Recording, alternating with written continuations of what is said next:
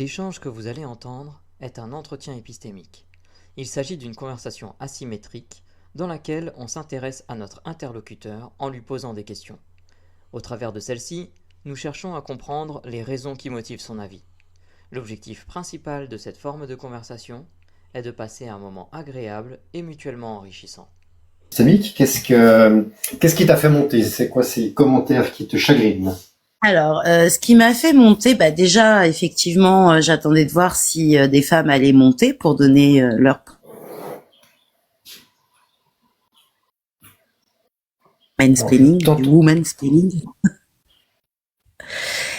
Et ce qui me chagrine, en fait, c'est que si la question est tournée comme ça, chance ou dérive sectaire pour incel, déjà on parle des masculins, donc on va déjà être dans un univers où ça va parler homme-femme, parce qu'on est dans l'univers des masculins. Donc dans cet univers-là, tout ce qui est non-binaire, etc., ça n'existe pas. Donc c'est pour ça que on ne parlera, qu'on va avoir tendance à ne parler que d'hommes ou femmes, parce que voilà, on peut développer la question des non-binaires, mais comme pour les masculins, ça n'existe pas, et que je vais parler des masculins et de ce que j'en pense, je vais rester sur homme-femme. D'accord. Donc tu fais une introduction en disant que la manière de poser la question exclut les personnes non binaires du débat et que pour toi c'est quelque chose de regrettable. C'est correct? C'est regrettable parce que dans l'absolu le monde est divers et que ce serait bien qu'on puisse mais ça reste logique à partir du moment où la question, pour moi, selon moi, est centrée sur le monde des masculins. Est-ce que c'est une chance? La question, c'est chance ou dérive. On parle des masculins, donc on est obligé de parler en fonction de ce que l'on perçoit de ce monde-là et de ce que l'on en sait. C'est aussi une phrase d'accroche pour débuter le sujet, et puis on va un tout petit peu dévier de cette phrase. C'est plus le thème qui nous intéresse pour le live. Voilà. Donc du coup, qu'est-ce que tu voulais dire sur les masculins en ayant fait cette précision d'entrée? Je t'en remercie. Ce que je voulais dire sur les masculins, c'est que pour eux, ils ne peuvent voir qu'une chance de se sortir de quelque chose qui a l'air catastrophique pour eux. Donc, comme ça a peut-être été déjà dit un petit peu avant, comme s'ils allaient perdre comme s'il y avait là une urgence parce que c'est la perte de la masculinité.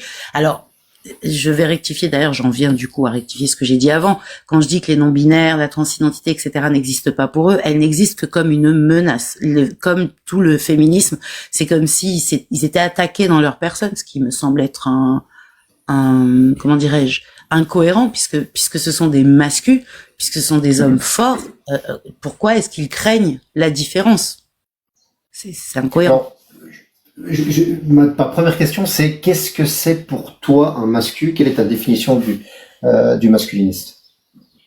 Pour moi, un masculin, c'est quelqu'un qui va reprendre tous les codes caricaturaux du patriarcat par rapport à l'image, ce qu'il dégage et ce que doit faire un homme.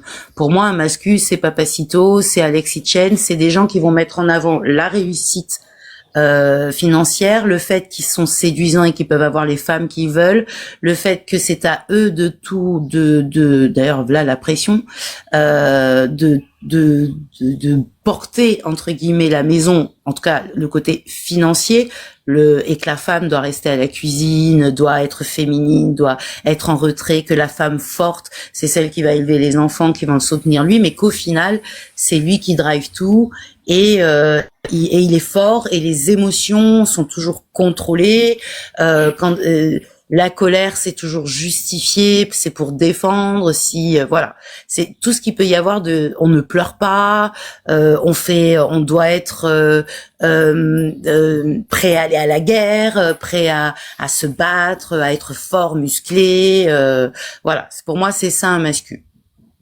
D'accord. Il faut cumuler tous les comment il faut dire, faut cocher toutes les cases, ou si on coche une seule de ces cases, pour toi, on est masculiniste? Il y a quand même plus d'une case. D'accord. Tout cumulé, non. Alors, en tout cas, dans son discours, oui, parce qu'il y en a qui disent, il faut être beau, fort, musclé. Quand tu vois la tronche qu'ils ont, tu te dis, bon, mon gars. Voilà quoi. Mais je pense qu'il y a plus d'une case. Ça va être surtout dans comment ils vont exprimer les choses, comment ils vont en parler, et voilà. D'accord. Et donc alors tu me disais que par rapport aux personnes trans, à la fois ils disent que ça n'existe pas, et à la fois ils perçoivent ça comme une menace. Donc c'est un petit peu. Ils sont complètement incohérents. Ouais. Parce que de ce qu'on ressent quand ils en parlent, c'est la fin. Beaucoup vont dire c'est la fin de la société. Si on accepte ça, par exemple, je pense beaucoup à Papacito qui a, je sais pas si vous le connaissez. Il en tient une bonne couche. J'ai entendu parler, mais j'arriverai pas de te dire ce qu'il a dit, etc. Voilà. Et il y a, en fait, il y a tous les. Ils se sentent menacés par toutes les différences, parce que ça va même jusqu'à la couleur de peau. C'est-à-dire que il y a des discours masculins. Je sais pas si vous avez vu ce documentaire sur les masculinistes, où il y a d'ailleurs un ancien incel qui parle de comment il est rentré dedans, d'où aussi cette notion de dérive sectaire. Ce que lui-même le dit, c'est qu'il y a un langage qui est tellement répété tout le temps. Bref, je m'égare, mais pour répondre à la question de qu'est-ce que je disais? Alors, tu m'expliquais. Ouais, tu m'expliquais, donc tu m'as demandé si je connaissais Papacito, et tu me parlais en fait de la, comment il faut dire, de ce que les masculinistes percevaient comme étant menaçant. Et là, tu allais développer ton propos, mais en fait, ils pensent que la société est terminée, qu'on n'aura plus de la famille traditionnelle, un papa, une maman, voilà, que c'est que le féminisme, les LGBT et même l'immigration, hein, soyons, parce que ça va jusque là. Ça va jusqu'à l'antisémitisme, jusqu'au racisme quand on a creusé, et ce documentaire est très bien pour ça, parce qu'il montre que ça commence par parler de vous allez rencontrer des femmes, on va vous dire du coaching, on vend une formation, on va dire soit un homme, soit fort, et en fait sur tous les réseaux plus privés ou les discords, etc., les discours sont que des discours de haine qui vont de plus en plus loin.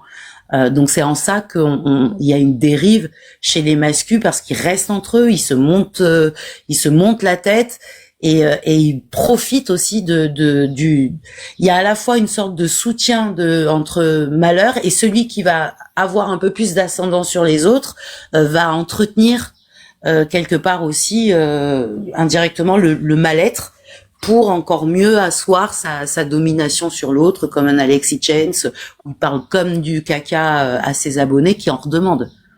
C'est parce que c'est un site, parce qu'il pense que c'est ça être un bonhomme, quoi. D'accord.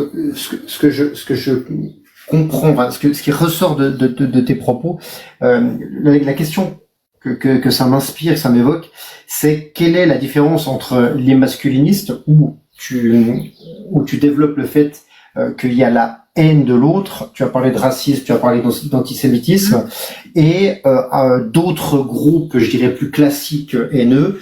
Quelle est la différence entre les masculinistes et ces groupes classiques? De ce que je crois comprendre, tu me dis si ça correspond à ce que tu m'as dit, c'est que il y a un phénomène de domination, et notamment de domination de la femme. Est-ce que c'est ça qui caractérise les masculinistes selon toi? Oui, c'est ça. C'est que forcément, avec le masculinisme, il va y avoir une définition précise de ce que doit être une femme, de comment doit se comporter une femme, et de la valeur d'une femme. Et il y a une haine de la femme aussi, parce que pourquoi c'est une dérive pour les incels? Alors ça apparaît comme une chance pour eux, parce qu'on va leur donner en apparence, le mec se dit c'est pour avoir des copines, c'est pour mieux comprendre les femmes, je vais suivre telle formation, je vais écouter tel influenceur, etc. Donc au départ on pense que c'est pour aller vers les femmes, mais déjà pourquoi ils sont accrochés par cet influenceur, c'est que déjà il y a même s'ils sont pas encore dans la haine des femmes, et encore un incel, ils sont dans une amertume d'être seuls, de pas plaire, et cette amertume va être alimentée, augmentée, et ça peut aller jusqu'à de la haine par les contenus des influenceurs et des coachs qui se disent masculinistes. Il y en a des plus fins que d'autres. Ceux-là sont beaucoup plus dangereux. Il y en a un sur YouTube où il va conseiller les femmes. Mais en fait, on se rend compte que c'est un masculiniste. Donc, ce que tu me dis, c'est que le masculinisme est un marchepied pour devenir un incel. On doit passer par le masculinisme pour devenir un incel, c'est ça? C'est indissociable. Je pourrais pas dire que on est incel avant d'être mascu, on est mascu avant d'être incel. Pour moi, c'est limite, et ça n'engage que moi, hein, c'est limite un synonyme en fait.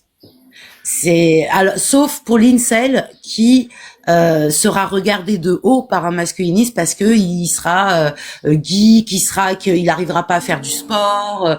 Voilà, on va quand même aller le chercher, mais ça va être un peu tendu pour lui s'il n'arrive pas à suivre le stage en forêt là pour montrer qu'on est des bonhommes, on apprend à se battre, etc. Parce que nous on va à la guerre. Ben voilà. Mais pour moi c'est indissociable. Indissociable, mais est-ce que c'est un synonyme parfait pour toi? Est-ce que tu arrives à me dire la différence, s'il y en a une, entre le masculinisme et les incels, pour toi? La différence qu'il y a entre le masculiniste et l'incel, c'est que lui, il arrive à avoir des relations avec les femmes. Voilà, l'incel, la vraie définition d'incel, c'est un homme qui n'arrive pas à avoir de relations avec des femmes. D'accord. Et c'est la seule différence, à tes yeux?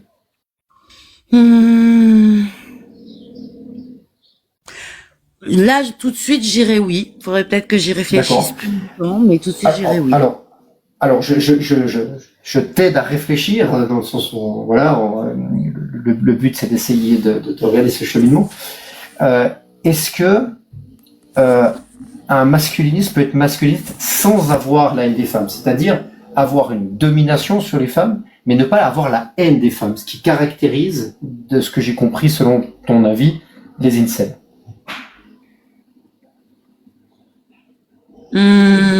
Oui, mais il n'aura de toute façon pas de respect. En tout cas, pas dans la définition.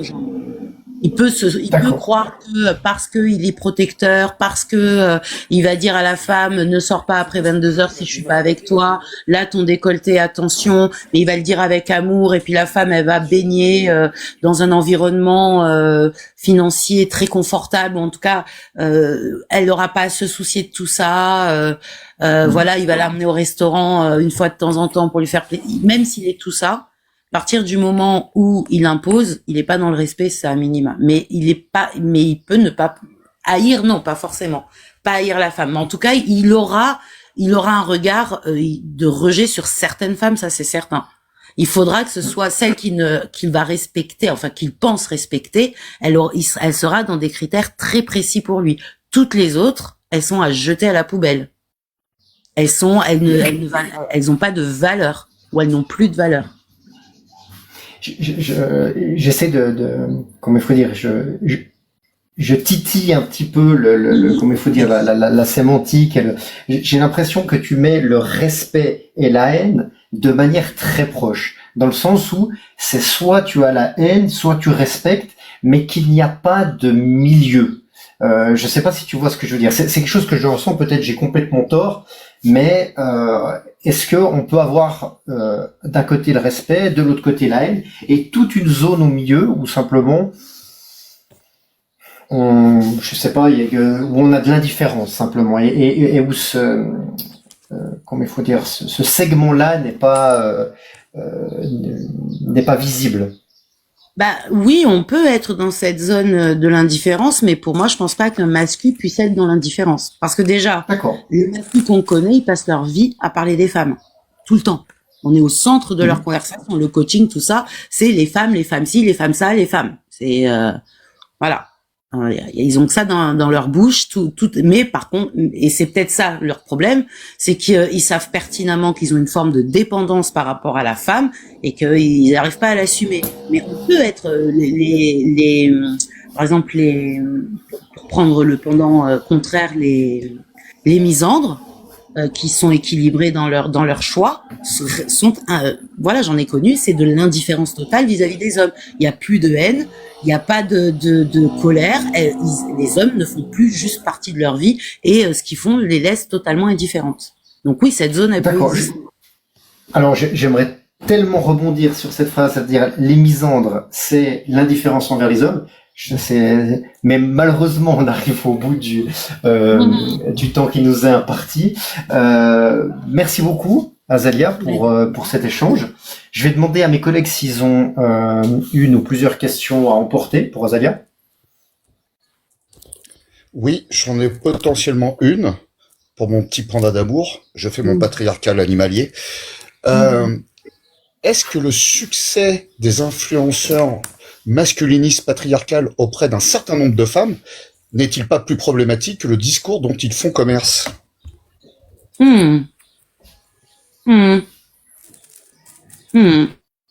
Intéressant. Bah, ça a emporté. Galactique? Non, pas de question. Merci Galactique. John? Pas de questions pour moi non plus. Merci John. Et Azalia, tu connais très certainement la dernière question que je vais te poser. Comment tu t'es sentie pendant notre entretien ensemble cet après-midi? Fouillis. J'avais du mal à avancer mes idées parce que je repensais à ce qui avait été dit et j'étais fouillie. Je me suis pas trouvée claire. Après, par rapport à toi, cool, comme d'hab. Mais moi, j'étais pas à l'aise intellectuellement là pour donner mes idées clairement. Écoute, moi j'ai eu beaucoup de plaisir à discuter avec toi. Je te remercie beaucoup pour ton passage et puis je te souhaite une bonne soirée. Merci. Et je vais redescendre et juste avant de redescendre, je vais juste dire ne te fais pas un gourdin en bambou